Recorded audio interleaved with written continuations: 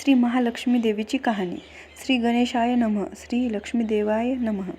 ध्यानी घ्यावी श्री महालक्ष्मी देवीची कहाणी. द्वापार युगातील सौराष्ट्र देशाची मोहिनी आटपाट नगर होतं. तिथे एक राजा होता. राजाचं नाव भद्रश्रवा.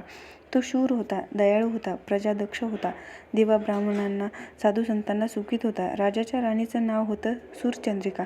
ती रूपानं सुंदर होती, पण स्वभावानं गर्विष्ठ होती. मागच्या जन्मी ती होती एका वैश्याची बायको. नवऱ्याचं तिचं भांडण होई घरी वैतागली गेली, निघून गेली रानात. तिथं पाहिलं सुहासिनीनं, त्या करत होत्या लक्ष्मी व्रत. तिनं पाहिलं त्या व त्यांच्याबरोबर तसं व्रत केलं. दुःख गेली, दारिद्र्य संपली, परिस्थिती सुधारली. देवीची भक्ती करत होती. पुढं गेली मरून. पुढचा जन्म स्त्रीचाच आला. पुढं भाग्य उजळले. भद्रश्रवा राजाशी लग्न झाले. ऐश्वर्य हाती आलं. गर्वाने फुगली, गरिबांना विसरली, तोऱ्या ताठांना बोलू लागली, दासदासिनीवर खेकसू लागली. एकदा काय झालं, देवीच्या मनी आलं राणीला भेटावं, मागची आठवण द्यावी, ती ओळखते का पाहावं. राणी राजवाड्यात मजेत राहत होती. राजा तिचं कौतुक करी. त्या दोघांना 7 मुलगी झाली. एक मुलगी झाली. मुलीचं नाव होतं शांबाला. एके दिवशी अचानक देवीनं म्हातारीचं सोंग घेतलं. फाटकं वस्त्र लिहिली, हाती काठी घेतली, आधाराला. हळूहळू पावलं टाकीत आली राणीला भेटायला. वाड्याशी आली आणि आरोळी दिली. आहे का ग कोणी घरी? घालीन का ग घास कोणी? दासी आली बाहेर. म्हातारी दिसली समोर. तिने विचारलं, कोण ग तू? कुठून आलीस? काम काय काढलंस? तुझं नाव काय? गाव काय? काय हवं तुला? म्हातारी सांगू लागली हळू आवाजात. तशाच खोकलाही येऊ लागला मध्ये मध्ये. म्हातारी म्हणाली, माझं नाव कमलाबाई. मी द्वारकेहून आले आहे राणीला भेटायला. कुठे आहे या राजाची राणी? दासी म्हणाली, राणीसाहेब आहेत महलात, मैत्रिणीशी गप्पा मारतायत. त्यांना सांग तर मला रागवतील. तुला कशी भेटणार त्या? तुझा अवतार पाहून तुझ्यावर खेकसतील, उन्हं बोलतील, मैत्रिणीही तुला हसतील. तू इथं बस आडोशाला थोडा वेळ. मैत्रिणी गेला की सांगते त्यांना. म्हातारीलाही राग आला. तीही संतापली. तुझी राणी पैशाला भाळली आहे, माणुसकी विसरली आहे. मागच्या जन्मी होती दारिद्री, आज झाली राणी, पण ती माझ्यामुळे. मीच तिला देवीचं व्रत सांगितलं, तिनं केलं. आता देवीच्या कृपेने पदावर बसली, पण देवीची आठवण नाही तिला आता संपत्तीचा गर्व झालाय. डोळ्यावर पैशाची धुंद आली. गोरगरिबांना कशाला विचारील ती? थोड्या मोठ्यांना मुली मैत्रिणी झाल्या. म्हातारी गरीब भिकारीन, तिला कोण विचारते? ही राणी लक्ष्मी व्रत घेऊन विसरली. घेतला वसा टाकून दिला. उतली मातली याचं फळ तिला भोगावं लागेल. नंतर तिचे डोळे उघडतील. जाते मी परत. दासीनं म्हातारीला पाणी दिलं, हात जोडले आणि म्हणाली, मला सांगा हे व्रत, मी करील ते नेमानं. उठणार नाही, मातणार नाही, घेतला वसा सोडणार नाही, दिलेला शब्द विसरणार नाही, मोडणार नाही. म्हातारीनं त्या व्रताचा वसा घेतला. ती उठली, काठी टेकून तिथून निघणार तोच माडीवरून एक मुलगी लगबगीनं खाली आली. ती होती राणीची मुलगी शांबाला. ती आली आणि तिने कळकळून म्हणाली, आजी रागवू नका, माझी आई चुकली, तिच्यासाठी मी क्षमा मागते, मला धीर द्या. आईला दिलेला शाप मागे घ्या, मी तुमच्या पाया पडते, मुलीला दया करा. म्हातारीला आली मुलीची दया. मुलीची होती कोमल काया. ती क्षणभर मुलीकडे डोळे भरून पाहत होती. तिने मुलीला लक्ष्मीव्रताचा वसा सांगितला व ती मुलीचा निरोप घेऊन निघणार तोच राणी तरा आली माडीवरून. दाराशी येते तर दिसली ती म्हातारी. राणी कडाकली, कोण ग तू थेरडे? इथं कशाला आलीस? जा इथून, उठ लवकर, नाहीतर ढकलून द्यायला सांगेन तुला. लाज नाही वाटत तुला इथे यायची? दुसरी घर नाहीत तुला? म्हातारीचे डोळे गरागरा फिरले, कपाळावर आट्या उमटल्या. तडक ती निघून गेली परत. पुढं दासीने लक्ष्मीव्रत केले. तिची परिस्थिती उत्तम सुधारली. ती गेली दासी पण सोडून व पुढे सुखाने संसारही सुरू होता तिचा. पुढे मार्गशीर्ष महिना आला. पहिल्या गुरुवारी शांबालेने लक्ष्मीव्रत केले. सगळे नियमधर्म पाळून 4 गुरुवार तिने हे व्रत केले. शेवटच्या गुरुवारी तुझा अवतार पाहून तुझ्यावर खेकसतील, उन्हं बोलतील, मैत्रिणीही तुला हसतील. तू इथं बस. विवाह झाला. तिने आडोशाला थोडा वेळ. मैत्रिणी गेल्या की मी सांगते त्यांना. म्हातारीलाही राग आला, पण तीही संतापली. तुझी राणी पैशाला भाळली आहे, माणुसकी विसरली आहे. मागच्या जन्मी होती दारिद्री, आज झाली राणी, पण ती माझ्यामुळे. मीच तिला देवीचं व्रत सांगितलं, तिनं केलं. आता देवीच्या कृपेनं राणी पदावर बसली, पण देवीची आठवण नाही तिला आता संपत्तीचा गर्व झालाय. डोळ्यावर पैशाची धुंद आली. गोरगरिबांना कशाला विचारील थोड्या मोठ्यांना मुलींना मैत्रिणी झाल्या. म्हातारी गरीब भिकारी तिला कोण विचारते. ही राणी लक्ष्मीवत विसरून गेली. घेतला वसा टाकून दिला. उतली मातली पण याचं फळ तिला भोगावं लागेल. लगेच डोळे उघडतील तिचे. जाते मी परत. दासीने म्हातारीला पाणी दिलं, हात जोडले आणि म्हणाली, मला सांगा हे व्रत, मी करील ते नेमानं. उतणार नाही, मातणार नाही, घेतला वसा सोडणार नाही, दिलेला शब्द विसरणार नाही, मोडणार नाही. म्हातारीनं त्या दासीला व्रताचा वसा सांगितला. ती उठली व काठी टेकीत तिथून निघणार तोच माडीवरून एका मुलगी लगबगीनं खाली आली. ती होती राणीची मुलगी शांबाला. ती आली मोहरीने कळकळून म्हणाली, आजी रागवू नका, माझी आई चुकली, तिच्यासाठी मला क्षमा करा, मला धीर द्या. हंडा पाहून ती खुलली. हंड्यावर झाकण काढलं. आत पाहतो तर काय, आत दिसले कोळसे. सूर्यचंद्रिकाने कपाळावर हात मारून घेतला. नवऱ्याने सांगितलं होतं. तोही चकित झाला ते ऐकून.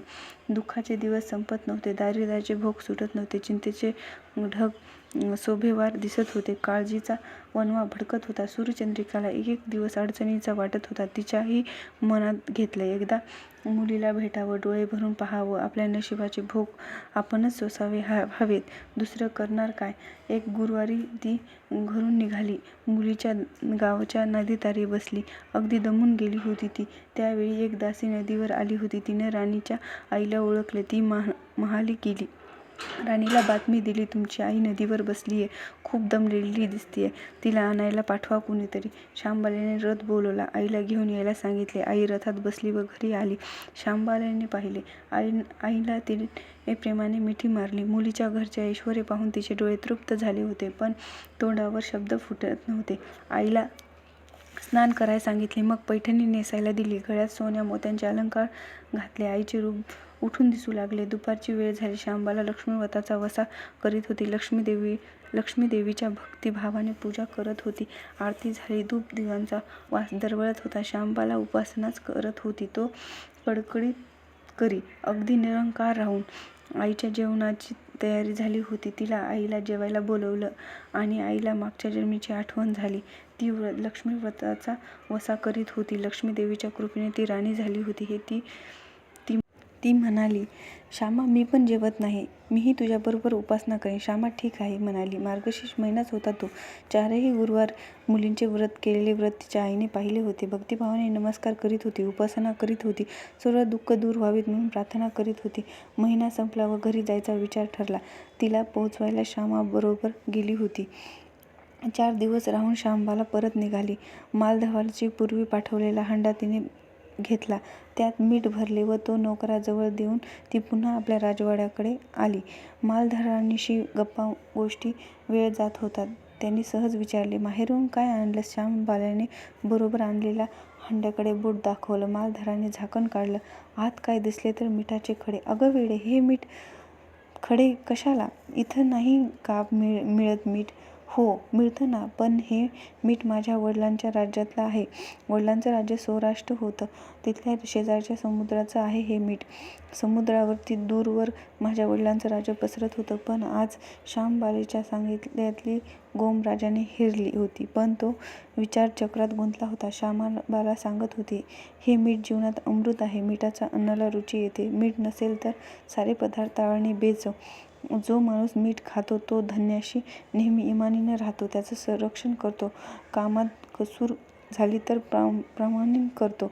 मालधारणाचे विचारचक्र थांबलं नव्हतं. त्यानं ताबडतोब आपला सेवक आपल्या सासराकडे भद्रशवाकडे पाठवला. तो ताबडतोब बोलवून घेतले व भद्रशवाला या तातडीच्या बोलवण्याची काहीच अर्थ कळत नव्हता. पण अधिक विचार न करता तो तातडीने जावयाकडे आला. दोघांची गुप्त बैठक झाली व त्यातून एक नवा विचार निश्चित ठरला होता. भद्रशवा आपली अनुमती दिली होती. मालधारानं आपलं मुख्य सेनापती ताबडतोब भेटून जाण्याची आज्ञा दिली. सेनापती आले व त्यांनी मालधारांना आदरपूर्वक वंदन केले. काय आज्ञा? असे नम्रपणे विचारले. भद्रशवाने राज्य जिंकून घेतलेली शूरवर ताबडतोब स्वारी करून जायचे. प्रत्येक सैनिकांच्या हाती या हंड्यातले एक एक मिठाचे खडे द्यायचे. शपथ घेऊन शर्तार्थ झुंजायचे सांगितले.